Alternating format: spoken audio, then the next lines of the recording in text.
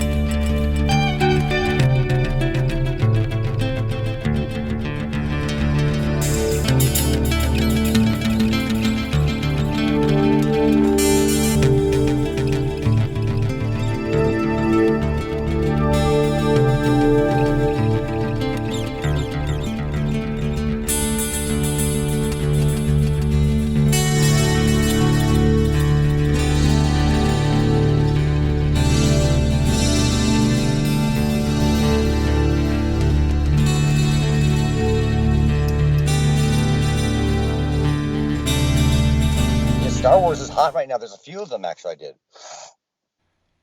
Yeah, okay, let's go into our clips here. Some people say that I have soul. I don't know. There's only one thing I know for sure. If you watch Reality's Edge with Doc and Buddy, you will get ahead. By a foot.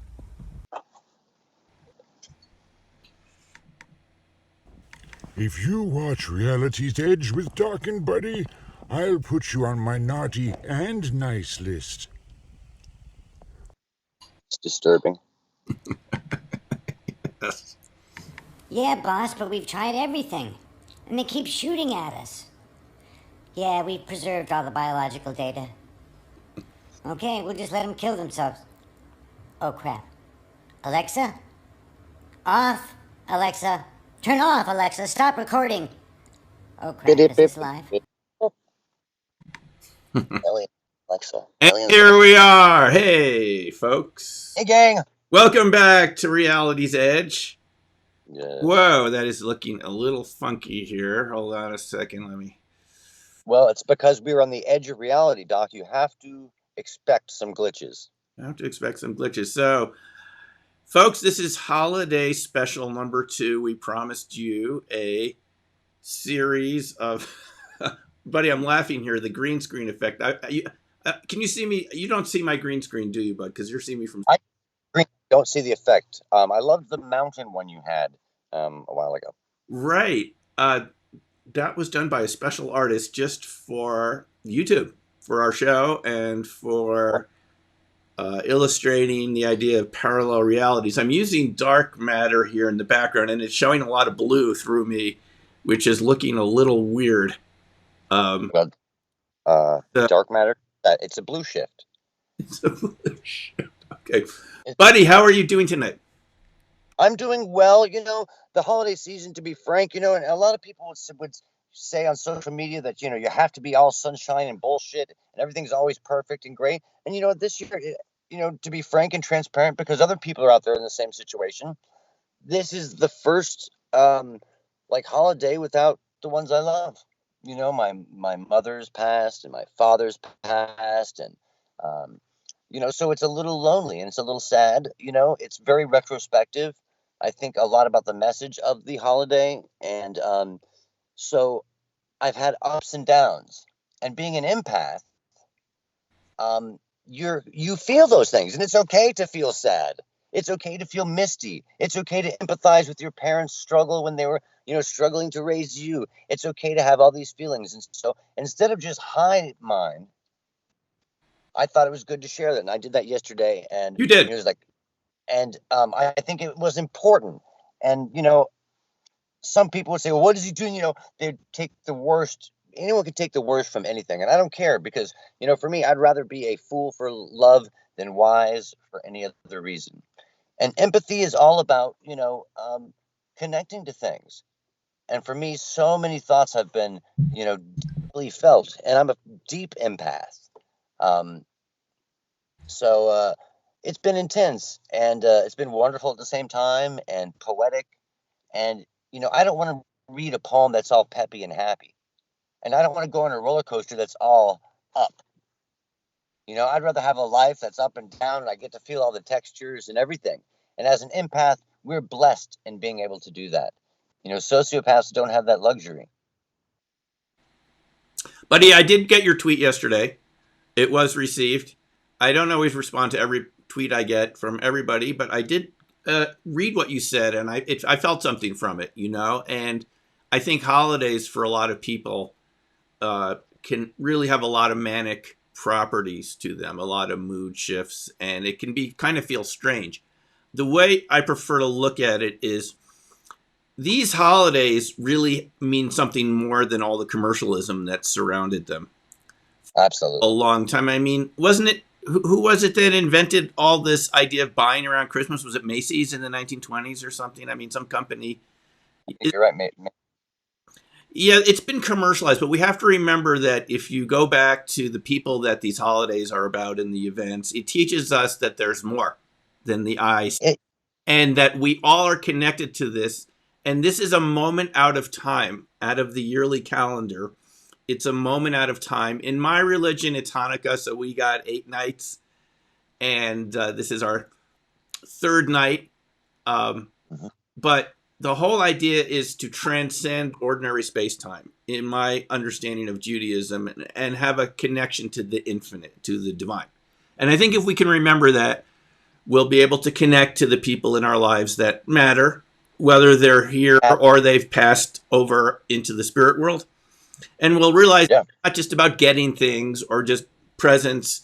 It's about realizing that we're all connected in a bigger way. There's something that unites the whole thing that is out of the ordinary roles that we all play from it on a day-to-day basis. And that's something I think you can enjoy and celebrate, whether you're with people physically. I mean, I'm by myself this holiday season, but whether you're with people physically or not, that's something that we all can share and enjoy. And we have each other tonight to talk about all these fantastic topics we're about to talk about. So that's how I look at it, buddy. That's how I look at it.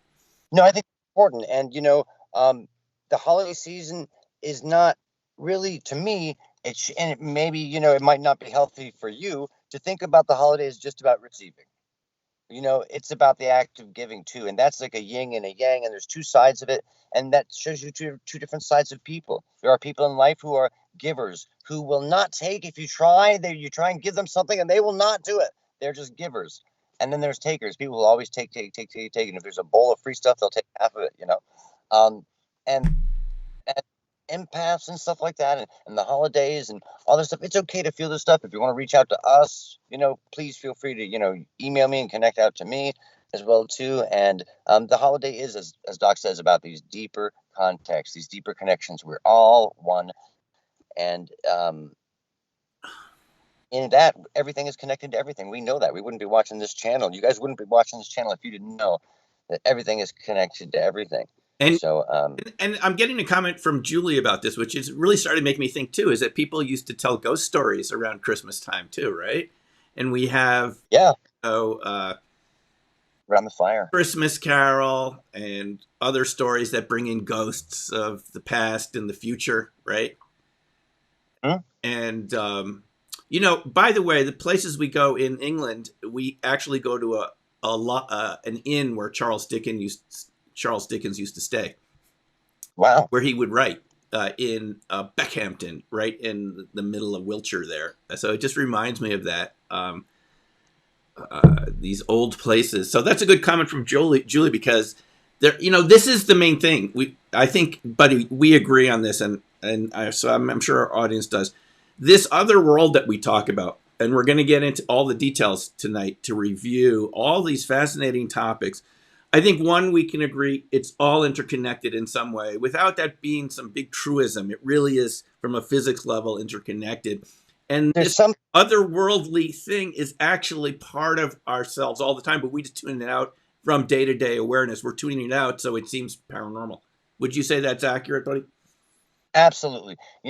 Volta, we've spoken about this before, 200 years ago, discovered the electromagnetic field by uniting a bunch of weird phenomena everyone was scared about. Yeah. And right now, we can define a few things about this new field. And just like you say, one thing we can all agree on, it connects everything to everything. Some sort of substructure, and it makes a logical sense. In a universe, you would want everything to be connected to everything so they could respond if there was any connections and have all the possibilities inlaid into the elements of the universe so that there could be any connection. So the fact that everything connects to everything and that we're on and all that stuff, it sounds hokey, but if you think of it on a deeper level, this is a real physical structure in some way.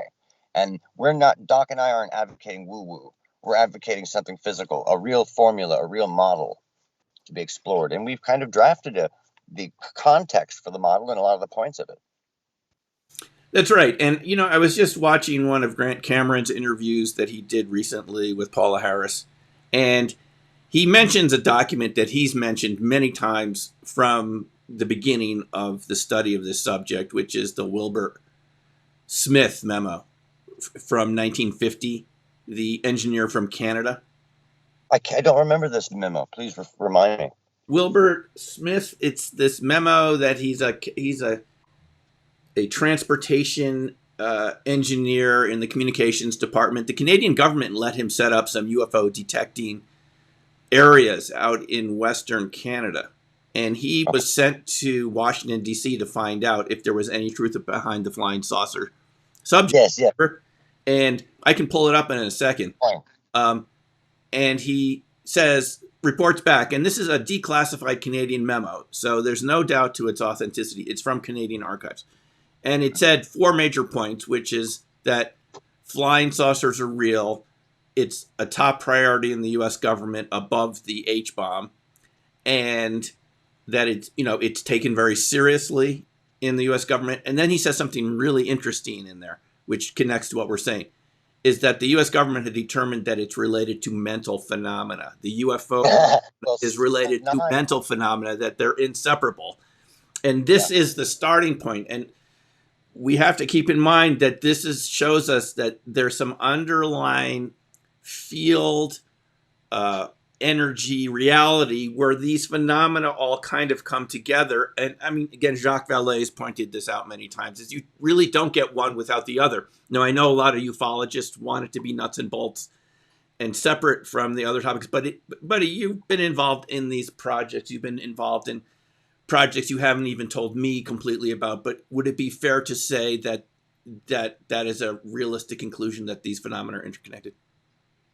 Absolutely. And you have to think, if this field exists that we're talking about, that connects everything to everything, and your subconscious can connect to it, if it's real, then one of the proofs that it is real is an advanced civilization would not only know about it, but they would utilize it. So the fact that UFOs appear to utilize these effects of consciousness, as evidenced by slide 9 from the Chris Mellon congressional briefing, Yeah. they were going around Congress in the committees, and they were briefing based on 20 years or 15 years of study from OSAP and AIP of the best military cases. And these are after scientists have scrutinized the video and the radar. This is big time scrutiny at a military level, with the highest, best equipment there is. Right. And conclusions of that were the nation's greatest vulnerability was this list of, that we love to talk about, slide 9, a list of like 7 greatest vulnerabilities, and they all are abilities of the field that you and I can create with our Just to remind consciousness. people, slide 9 is from this leaked Chris Mellon memo where he left his website open for like 10 minutes or something, and someone clicked through the links and they saw this briefing that was designed for a classified congressional committee, right? And slide 9 was the one that listed all of the properties of these UFOs, UAPs, where they could penetrate solid surfaces, instantaneous sensor disassembly, and a host of other psychic effects, just like Wilbur Smith from effect. The same thing. Here we are 70 years later. So, psychic 67 years later, the psychic effects.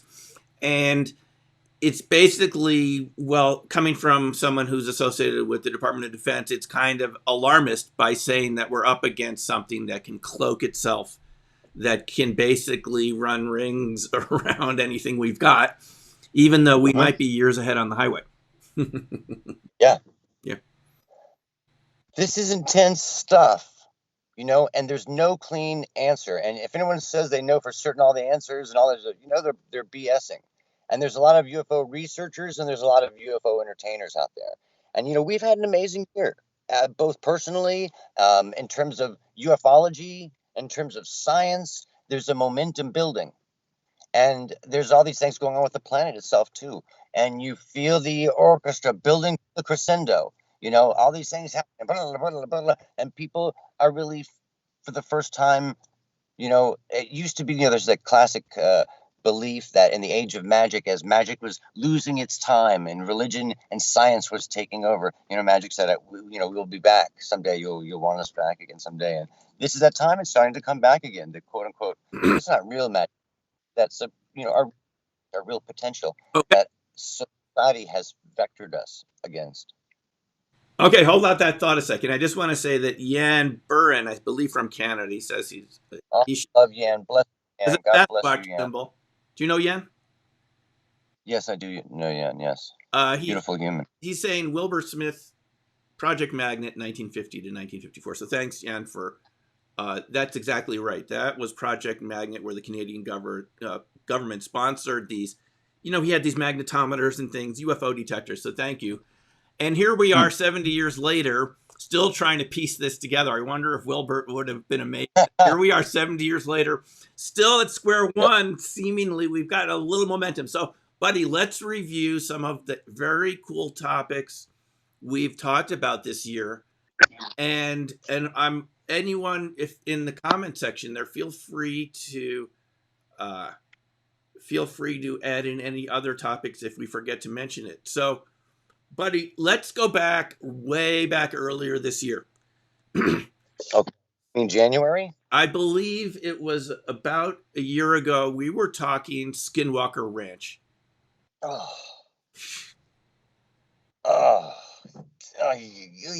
Okay. Now, I don't want you to have to disclose anything that you don't feel comfortable disclosing. And I don't want to say anything that I've seen that I shouldn't be disclosing, but can we say there was a movie that came out about it by Jeremy Corbell, right? Yes, I do know about that. I forgot the title. It wasn't Hunt for the Skinwalker. That was the book from Tom Keller, but it was another Skinwalker movie.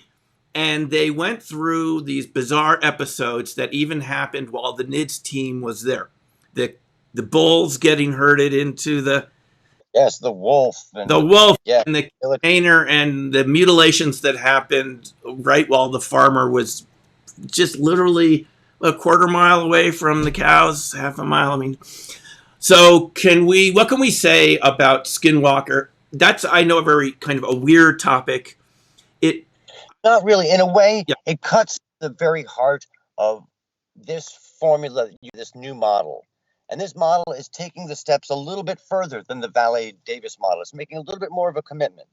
And it's that interactive, fractal, omniverse model. And this model basically says that the consciousness's ability to affect reality is inherent in the very structure of reality, and that this is we co-create the universe together. And they even at Pear Institute, they did the quantum collapse experiments versus the teleological, and they found out that quantum collapse was definitely the statistical case by a tremendous amount. And basically what we're saying is a logical extension of the two-slit experiment on some level is that consciousness in the least co-creates reality with the universe in the framework that we're allowed to. And there's limitations in this and that and the other, but there are locations and places where there's rumors and a history. And if you believe enough, for example, with ghost stories, a lot of ghost cases, there's a disturbed young person in the house or a disturbed person in the house somewhere, and they're actually creating these psychokinetic effects from their subconscious. 95% of our existence, things we do is run by our subconscious. And so, I think the universe is kind of like a mirror. And all of these places, that place, and there's many others where people will go and it'll be reflective. They'll be, why is this phenomenon reflective? Why does it follow people home? Why is it precognizant? Well, the simple answer is it's you. And the crazy part is there's been some science done. And if you look at Dr. Green's list of those patients, they were all prodigious savants. He specifically mentioned that they were all prodigious savants. There is a category, I believe, of a person that can display accidentally tremendous PK abilities in a subconscious context, and they have to fall into a certain category. These several things that come together, like being stressed, high stress, inability to have a spiritual release. All these different things line up and they create what's called a PK displayer.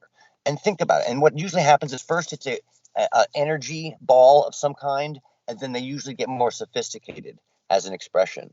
And think about it this way. If this is true, B-52, pilot scared on his last mission in World War II,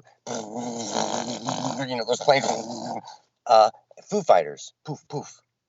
Malmstrom Air Force Base, a place where there's a reputation of UFOs before. You're down there with your key, ready to send off nuclear missiles to, for the very destruction of humanity on an entire planet. Poof, the Malmstrom light balls that have happened, but there has also been solid craft. We'll get back to that. Case after case, you're a young woman and you are part of a group of people who are going to have a religious experience at a location expecting to see the Virgin Mary, and you all come together in the same consciousness. And poof, Fatima. You are a missile operator on the Princeton, and you're literally the radar operator. So you feel the very sense of protecting all the lives in this entire fleet. That's a lot of pressure. And maybe he's got all these other things going on. And in the military, you rarely get a spiritual release. That's very important in all this stuff, too. Poof, you could have the Nimitz incidents.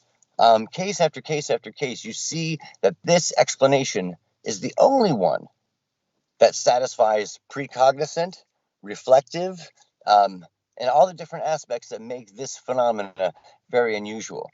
And if this is true, if this field exists, like we've been saying, you would expect an advanced civilization to know about it and utilize it. So there's different things going on. Despite the mind's ability to create things, I believe also there is visitors of some kind. But a series of experiments can and could be done to just settle some of the questions in the gray area of this model. But you know, you and I talk about this. It's a fractal model. We believe everything is fractal in the universe.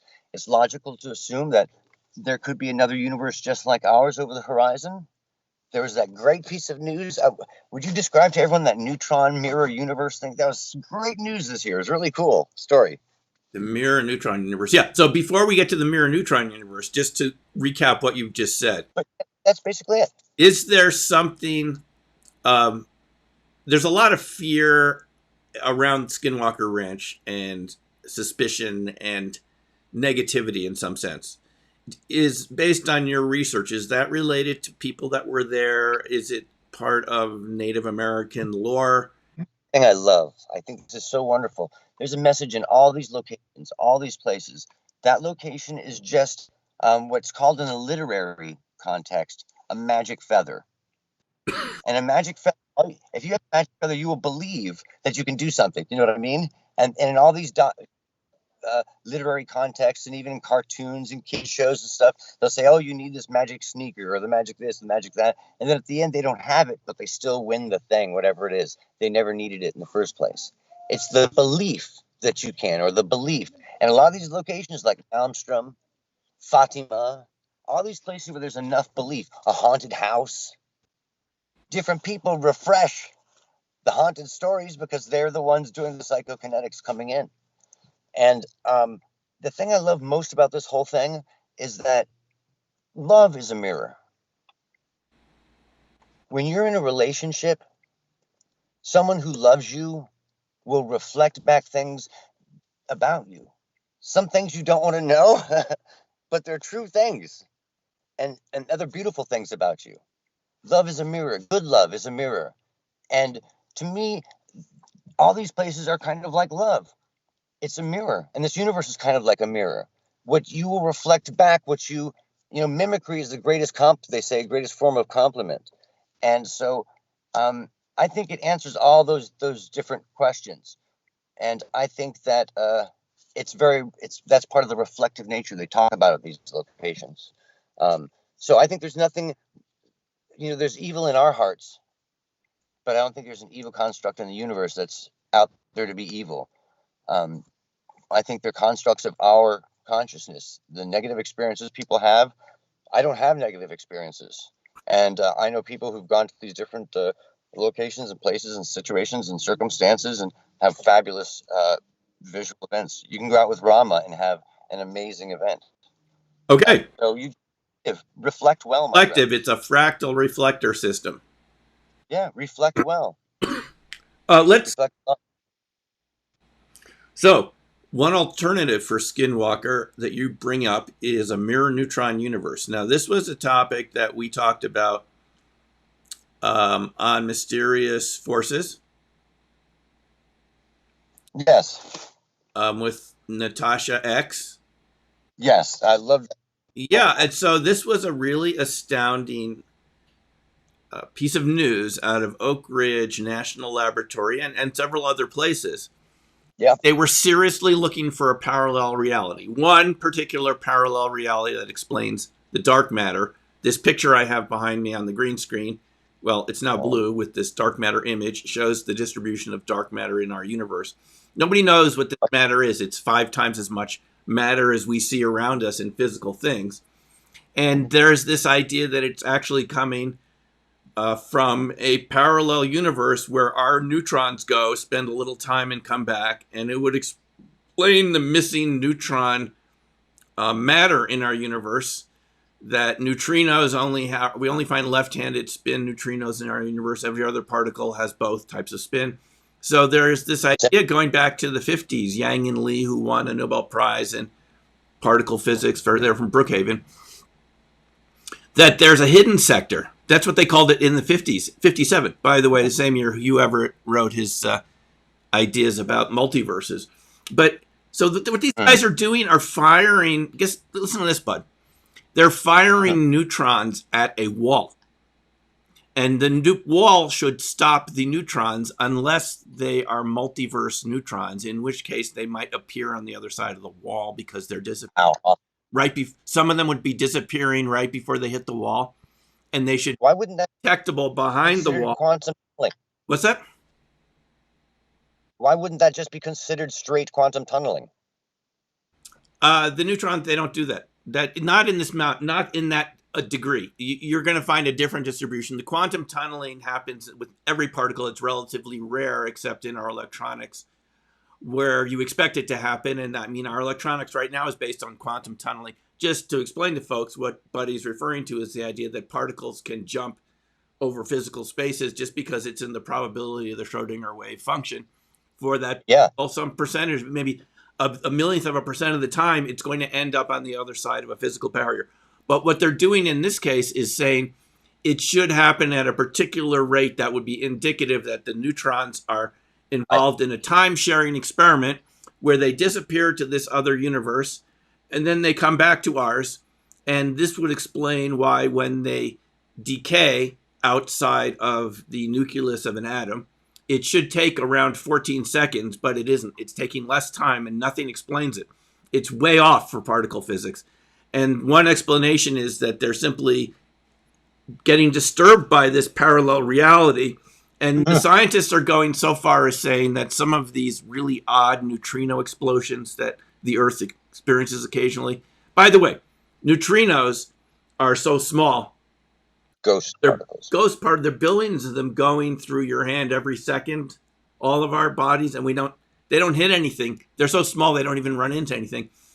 A neutrino is so small it would have to go 10 years on average in physical lead to hit anything. So these are tiny little particles, but we're talking about the neutrons here, and these are much bigger particles that make up our atoms. And anyway, they're decaying too quickly, and it suggests that.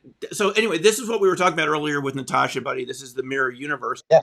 It fills in a lot of gaps. Now, I'm just excited about it, Buddy, because people always say to me, there's no testability in this idea of the multiverse. It's just metaphysics, blah, blah. But here they're actually doing tests. So go. Yes. Excuse me. Go ahead.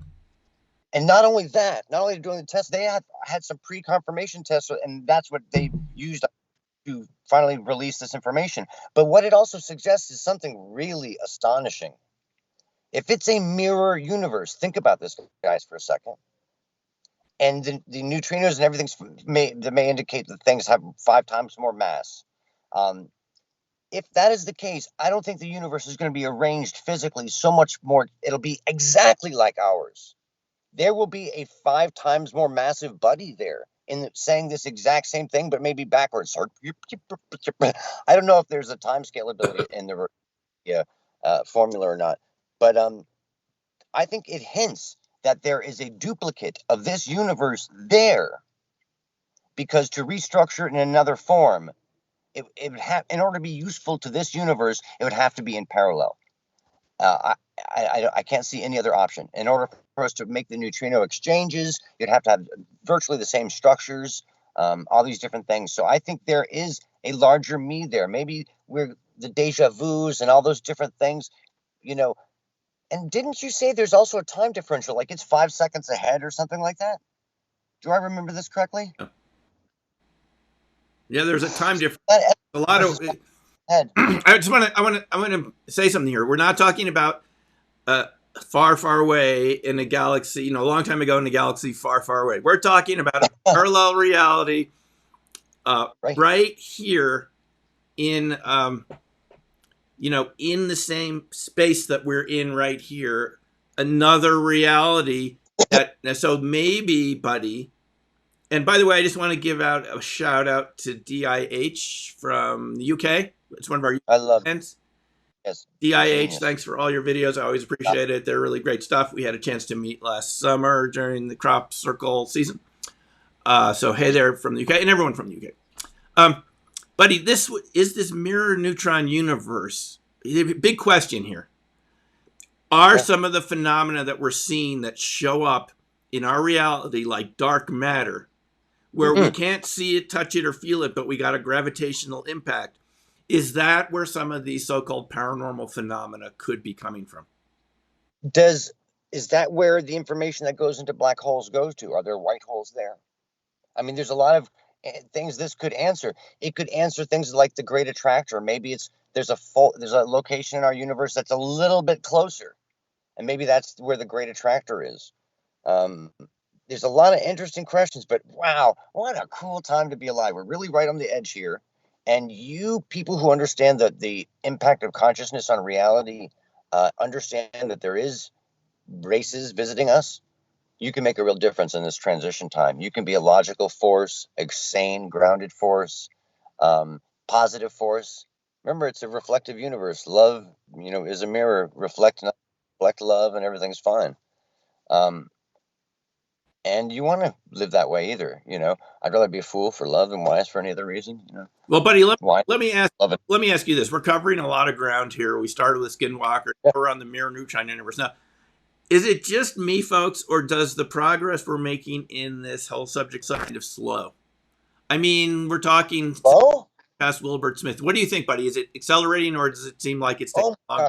It's exploded since the were dropped. I think we're in the middle of disclosure. Like many different things, like a pole flip, it's not instant.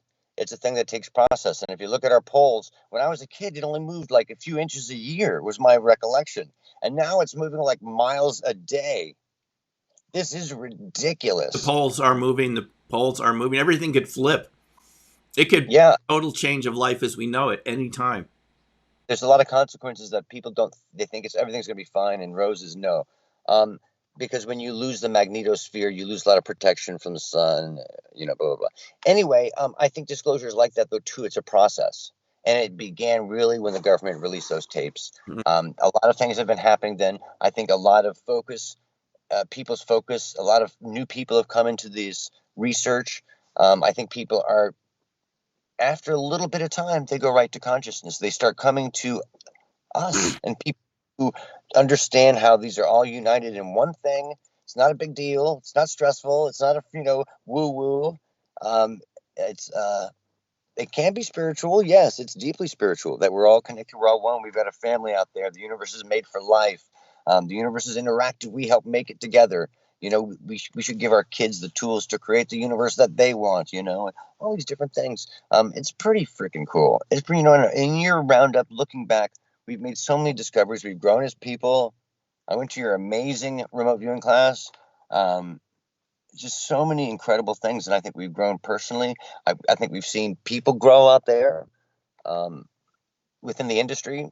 And I think there are positive things moving forward. I think it's very positive. Maybe not fast enough. Of course, it's very positive. I really feel though, Bud, if it continues on the path it's going to seem very confusing for a lot of people that haven't been tuned into this channel. And I'm not trying to say that to be like you and I totally know what's going on, but I can guarantee you, if even a fraction of what we're saying on this show is true, it's a very different picture of reality than we've been taught in schools. And this is why kids could seem so rebellious and, negative, sometimes nihilistic. It's because the picture we have of reality is so way off from what's really going on that we're sheltered. And you know what? The most powerful thing about the UFO material that the governments have, the UFOs, every country has one. They made sure that the visitors made sure that we all got pieces and parts and full craft and everything like that. And they did it for a reason.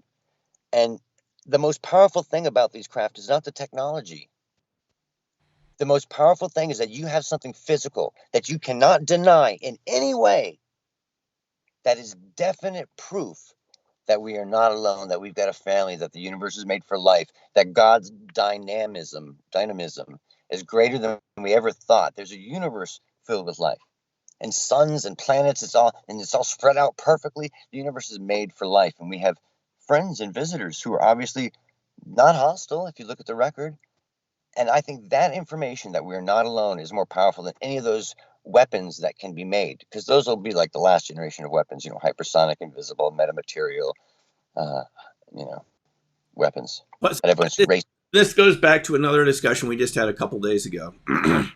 Is what we're calling ET. Are we talking visitors from a parallel Earth reality that have tunneled through to our reality? Are we talking really visitors from literally far away in our galaxy, other galaxies, or both? Are they a breakaway group of humans who are empathetic and prized science instead of the vanity of much of modern society, and saw how that humanity goes in the same cycle again and again and again? And maybe that's why things look 70 years in advance and things like that. You know, the Antikythera mechanism, you can go back in history and see civilizations that were very intelligent. But also, too, there's so many great, cool ideas. Like there was life on Mars, we're pretty certain. What if life on Mars saw that their magnetosphere was going like ours is now, and they hopscotched to ours, and ours had life, so they had some moral obligation not to interfere and interact. So they might have been here all along. Or Mars, there really are people from Mars, like John Edgar Rice Burroughs and all those things wrote, maybe. So many different possibilities. And whatever it is, it's wonderful. And the governments have proof of this. And they've got a choice: weaponize these weapons or show that we're all one. You know, at some point in technology, you have to throw away the weapons, because technology gets so exponentially more powerful, one person can destroy everything. You know, so at some point you have to throw away war. No advance. You know, that could be the Fermi Wall. We might be right now at the Fermi Wall. This decision about what the governments want to do with this craft could be the Fermi Wall. If you weaponize, you're done. If you realize that we need to tear down these walls and turn our weapons into plowshares and do all those things. But it takes people with balls and guts to break the system, and vision and heart, and it takes an empath. And it takes a leader of a country, too, to start first. So, you know, and say, a lot of these big countries have these craft. We know. No doubt. There's zero doubt. Not just the U.S. But I wish, you know, that Trump could a great distraction if he did it. well, It's serious stuff, you know, Doc. I know it's bringing up a ton of questions. It's a ton of questions. As you pointed out right before the show, I got a chance to do some what seem now like historic interviews at big time UFO MegaCon last April. I got to interview Richard Doty, big historic interview, Air Force counterintelligence guy, part of Project Aquarius, part of these Air Force disinformation organizations that he admits he was a part of. He said there were 122 people like just creating disinformation, and also to try to find out what UFO researchers knew, not to discredit the phenomena. They were trying to find out as much as they could because they know it's real. And if you listen to the interview, he says they knew it was real. They just wanted to find out what, like, you knew, buddy, or what I know, because they're trying to piece it together like the rest of us. They don't have, perfect vision on this whole phenomena, even though they have occasional crash retrievals, some entities, as he said. We also, before we get to the other interviews, what was your reaction to the Doty interview? It was very controversial. A lot of people said, Simeon, you can't trust this guy. He used to lie for a living. But as some people on Twitter, my Twitter, feed and other, broadcast, I found him very credible. He seemed like he didn't seem to be making anything up. He seemed very comfortable with himself. What do you think? He was incredible. I thought it was a great interview, and in the heat of the moment, you handled it really well. He does have a lot of people don't like how Benowitz was treated, which is this guy who lived near a base, and that they poisoned him with counter intel, and the guy ended up killing himself ultimately, and blah blah blah blah blah. There's it's a historic interview. He's a historic figure. There hasn't been a lot of interviews with him, and you had probing questions, which was great. You didn't freeze. You had several historic interviews this year as well too. You had interviews with guards at military, a guard military. One of the Malmstrom. It was Minot. So now you're talking about Gary Sterling. Gary, that was a great interview. Yeah, I loved Gary. A couple of years ago, but we did do a update with Gary. Thanks for bringing that up, Bud. Yeah. Because Gary told us, as he mentioned in a very lengthy interview, that he was sent out to go after a. We lost you. Can you hear me, Bud? It looks. Yes, I can. Okay. He is a missile security guard. I had some criticisms from ufologists about him, so I did get his DD-214 form, and he did everything he said he did. It's in the discharge papers, so there's no doubt he did exactly what he said. It's in the papers. He worked at Minot Air Force Base with the nuclear armed, bombers, doing security for them. Then he was on the missiles. They send him out one day when the alarms keep going off. He told me they didn't know what to expect. It could be set off by a rattlesnake or a gopher or anything. But the alarms kept going off at this one particular installation. He goes out there, and a huge craft takes off next to the silo. So bright, he said he couldn't discern a shape. It was like a blinding sun, and he gets burned. And so does the other guy in the SAT truck, security alert team truck. And right? And his weapon and the Jeep, and they confiscate like his weapon and the Jeep and everything, correct? He told me later everything in the Jeep was taken out by the Air Force because it was discolored from whatever radiation that object was releasing. The M16s were discolored on the side facing the craft, and they removed everything from the truck. And Commander Holt, the other guy in the truck, he never heard from him again. They separated them, and he couldn't find him. Wow. And we should try to find him. Yeah, they've done this before. You remember Terry Lovelace in his book, Incident at Devil's Den. And by the way, both Terry and I will be at Contact in the Desert next May, June. That's great. Just saw that was another great series. Great. And then after you, a bunch of other people picked up Terry as well too, which was interesting. You were kind of like I read Terry's book and I wrote a review, and Terry contacted me out of the blue, said, I really appreciated your review. Let's talk. And Terry had another incident. This is different from Gary's. Terry was in the Air Force. He was serving, I believe, in Missouri, if I'm not mistaken, at Whiteman Air Force Base. Is that the name of it? In the 70s or something, same time around Gary. And he goes, in the book, he details one night where he's a medic, and they tell him to come out in the middle of the night. They get very close to a silo, and there's a triangular vehicle hovering over the silo. Black, not huge triangular vehicle, the size of a VW bus, just hanging out. Oh, wow. Very small. Yes, wow. And the reason he had been called out is, he said that, I still remember the scene from the book, it's called Incident at Devil's Den, is the lights are flashing from the emergency vehicles, and there's like a haze, and it's this phantasmagorical scene with this object in spotlights hovering over the silo, and one of the missile crew guys had broke his leg, or missile security guys, in the panic of the whole thing. That's why he had been called out. And all of a sudden, the triangular object just shoots straight up. Now, we've heard about these objects. Oh, my God. It's like the Rendlesham craft. It's like the Rendlesham craft. It just looks like a pyramid from below, but it's angular, I bet. It could be.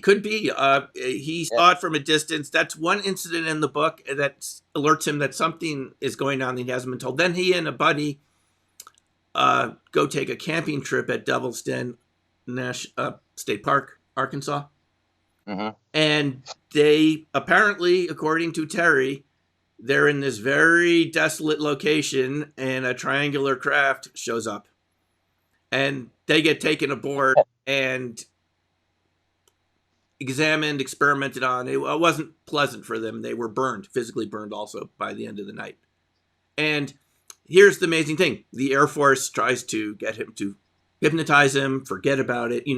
They split him up with the other guy. He only gets to talk to the other guy once again, and they told him never visit this guy again. And he finds out later that the guy has died from alcoholism after the incident. See, this is what that loneliness can do to people when they've experienced this and there's no one to talk to about it. This is what personally bothers me the most about the way the military has been handling these witnesses. Is it's not their fault that they're experiencing this phenomena, but they're treated in a very rough way afterwards, told to sign things, NDAs. It never happened, just like they told Gary. They do the same thing with Terry. And there are a lot of threats. And, these are people that are serving their country to the best of their ability in the armed forces. And the next thing they know, they're being discharged or being really badly. So that was Terry Lovelace. Gary, thanks for bringing it up. It's still happening, Doc, because if you look at that list, remember we were talking about before the prodigious savants that were all the ones that got that radiation poisoning, that had the brain scans and the brain injuries. Those are all people that had contact within, I forget the distance, but anyone who had contact in that distance, there was like a crazy statistic. It was like 50% of them died within a certain amount of time. And that they were also hit with an unusual type of broadband radiation. And those people were interesting. He said prodigious savants.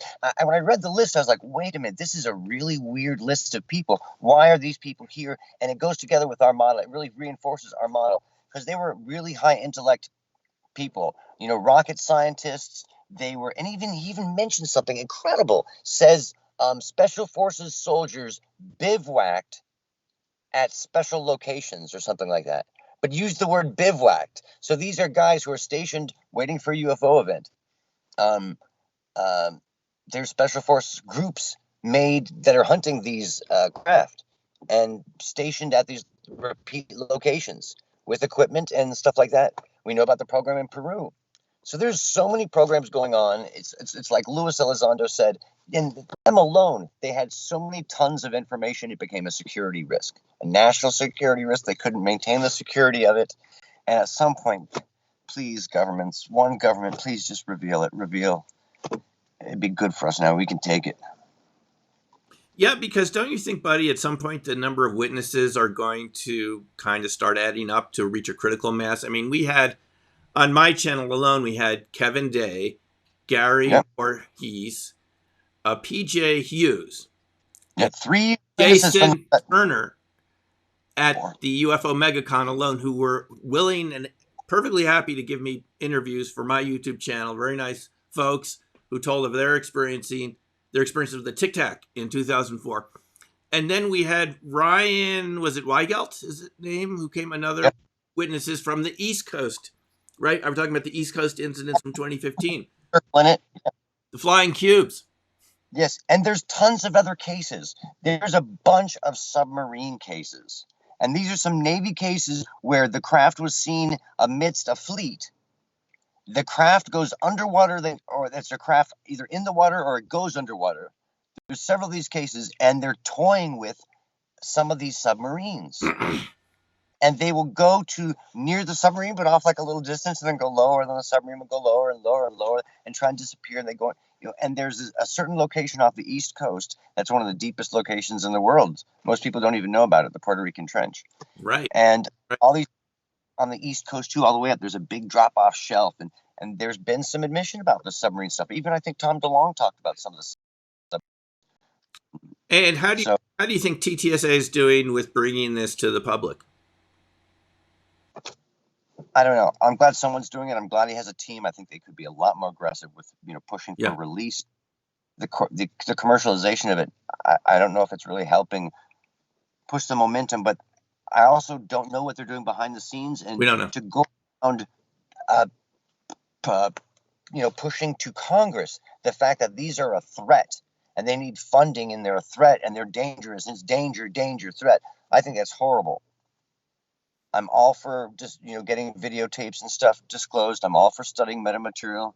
I'm happy for his cute little books and songs and UFO entertainment. But if you're going to tell Congress that these visitors are evil and they're a threat and all these different things like that, and talk about all the different negative stories that aren't necessarily... It raises a lot of questions. I'm not really into Tom DeLonge's guitar style. I'm a fingerstyle guitarist. I love finger picking stuff. But he did show the Tic Tac footage during his Angels and Airwaves tour that I believe just finished last week or so. Yeah. It's actually his Angels and Airwaves tour. His current band is part of TTSA, if you can believe it. And it is weird seeing it as idea of a threat and then bringing it into a rock concert. Threat. There's something weird to me about it, even though, listen, he's getting a lot of publicity for the subject and he's bringing in younger people and so forth. It's a very cynical conceit to say that they're a threat because it doesn't match the statistics. But what it does is it will get you funding. It's the most, irritative reason to get funding. The danger fear button gets funding. I know. And to tell that these, we should do to these visitors what we teach our kids. Not to punch first, but let's try and communicate first. And maybe, like I've said before, do you learn more from broken watches or whole watches, or do you learn more from talking to the watchmakers? And I think we would learn a lot more from talking to the watchmakers than broken watches or even... So talking about broken watches, I have some pictures of PK. Let's switch to PK for a second. before we have to wrap it up shortly, is this was a watch that I saw this guy in Japan at the Magic Parlor. He could bend things, melt things in his hand, make watch hands spin around. I saw it with my own watch. He didn't touch the dial. I couldn't take a picture of him, but it's at this place in near Nagasaki, the Magic Parlor. It still exists. I did come in contact with someone recently who had been there. We gotta go. I wish someone would fund that trip for us. And yeah, we really, because this guy was the real deal. Look at this bottle. It's a Coke bottle, twisted. Yeah. And just like Hutchinson stuff. Yeah, John Hutchinson. I was just reading that in John Alexander's book, Reality Denied, this section on Hutchinson effect. I finally understand, buddy, what you've been talking about. Whether it's him, is it the machine? John got into that in the chapter. But this is the question is, what are these effects, buddy? You've been capable of doing this. I don't claim any special PK abilities on my side, but is this also connected to these phenomena we're talking about here? Oh, yeah, it's all connected. It's the field. It's the ability to connect to any place, anytime. Physically affect reality. There's a whole belief system. I've done stuff in the past year. I can't, some of them we've talked about, some we haven't, blah, blah, blah. I'm working with Colonel Alexander now on some stuff. On a series of experiments. I've done work with PK with Dr. Gallenberger in Vegas, and I've worked in this. We've done some psionics. I've shown an ability to affect all sorts of things at a distance, and I think we all do. We all have this ability. It's not just me. I hate to be, it's just been a freaking amazing year, though, to be able to contribute to the research. Some of this stuff is going to come out soon. Some of this stuff is going to come out later. I guess I could say this, that there's a well-known director we've been talking to for like a month now, very regularly. And in fact, they surprised me and had me do a remote viewing for him. And it was a crazy remote viewing because it was a double remote viewing. It was the weirdest freaking thing. I'd never heard of it before, never done it before. It was like a double outbounder. And my descriptions were, both of them were doing at the same time. It was a head scientist from a place and this big director. And I was describing what both of them were doing at the same time at these different moments. It was the weirdest thing. And then the other day they did the same thing too. And I named it. I named the target. And it was wiring. They tried to trick me. And they tried to trick you. Yes. Yeah, so. But it's been an incredible year. We've learned so much. And this is real. It forces our model. It's all more evidence of this interactive fractal omniverse model. So and I think it says one. Isn't it a question, buddy, of our own belief? Because unquestionably, Mr. Anderson in the Magic Parlor near Nagasaki, I think it was Sasebo. He said to me when I went back and talked to him, he said, when I have a lot of skeptics in the room, it doesn't work as well. So I'd prefer that you don't publicize me because I don't want all these skeptics showing up trying to disprove my abilities. Because he said, you know what? When you get enough of those people in the room, it stops working. Now, what's that about?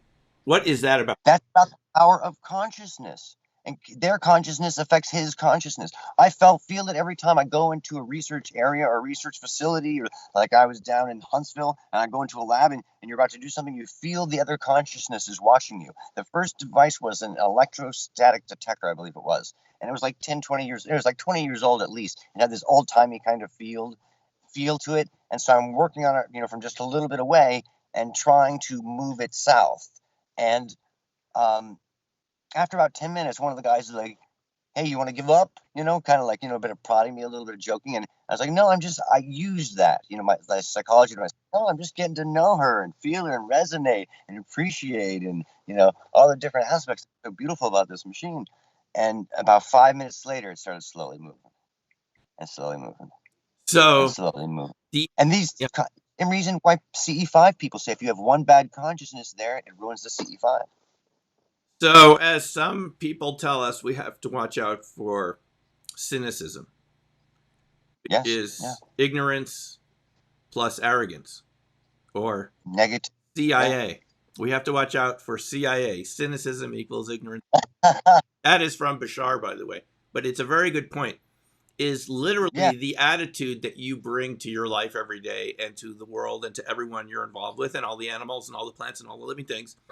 You actually impact them in their evolution and their ability to become what they're becoming, right? And that's why those negative attitudes can go way beyond healthy skepticism into a type of cynicism. And we've all encountered this, right? A type of arrogance where people are really confident that they know what's going on. Because one thing's true here. Buddy and I do not absolutely know. We don't know what's going on. But at least we know what we don't know. Or a big chunk of that, right? So yeah, but it's fun to explore and say, like, this model, we don't believe, absolutely certain you should adopt this, and you should change your life for this and do all this stuff. We're just promoting this as the one to us in terms of our logic flow and all the different things we've observed and been exposed to says this. But someone else is going to say, hey, this. And that's how things grow and you explore. And I like to say, and we have said, that I unlearn every episode with you, Doc. You challenge one of my thinking, and I'm like, oh, wow, I thought that was definitely this, and now I know it could be like 6 other things. Thanks a lot, Doc. But that's sort of my job. In fact, I'm afraid we've run out of time here, but we're going to have to continue this conversation in a couple days in our holiday special episode number 3. Okay, is that a deal? Yes, and we should do predictions. We should look at last year's predictions and how many of those came true. I think over 80% of them came true, which is really amazing. Our prediction episode is coming up. We had an internet issue. We are back again. We got briefly disconnected, but we are back on. So we will have our prediction episode, and we'll review some of these predictions from last year. And Jewel says she can't wait. Yeah, this is going to be really fun because I was surprised, buddy. Last year, some of yours were pretty freaking accurate. Some of them happened days later. It was really weird. Yeah, it was really weird. And that's what happened actually with this year's for next year. I said some of them have already started to open the door to them. Have started to, we'll see. We'll see what happens. Yes. So,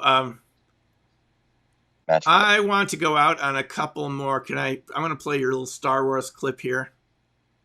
Oh, yes. The Star Wars is very hot right now. Hold on a second. Let me see if I can get it. Folks, we will see you soon. 1 second here. One moment. Let's see. Where is it? 1 second. We're doing a little too much here on the...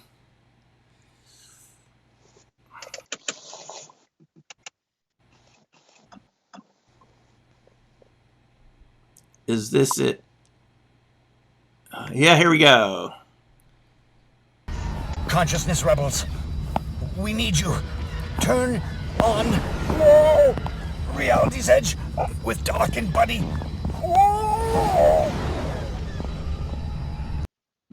Quality. Some people say that I have soul. I don't know. Only one thing I know for sure. If you watch Reality's Edge with Doc and Buddy, you will get ahead. By a foot. Okay, folks.